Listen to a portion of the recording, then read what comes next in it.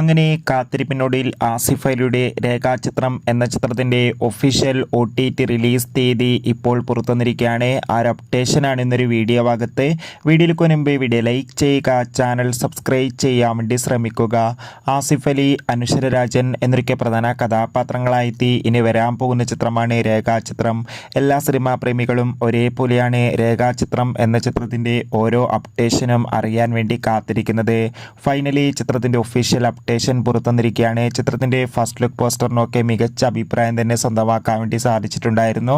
അങ്ങനെ കാത്തിരിപ്പിനൊടുവിൽ രേഖാചിത്രം എന്ന ചിത്രം ഈ വരുന്ന ഡിസംബർ മാസമല്ല, ജനുവരി മാസം, അതായത് 2029 ജനുവരി മാസം 9-ാം തീയതി തിയേറ്ററുകളിൽ എത്തുമെന്ന് ഒഫീഷ്യലായി കൺഫേം ആക്കിയിട്ടുണ്ട്.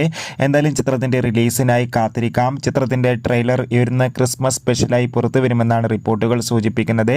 എത്ര പേരാണ് രേഖാചിത്രം എന്ന ചിത്രത്തിൻ്റെ റിലീസിനായി കാത്തിരിക്കുന്നത്? തീർച്ചയായും കമൻറ്റ് ചെയ്യുക.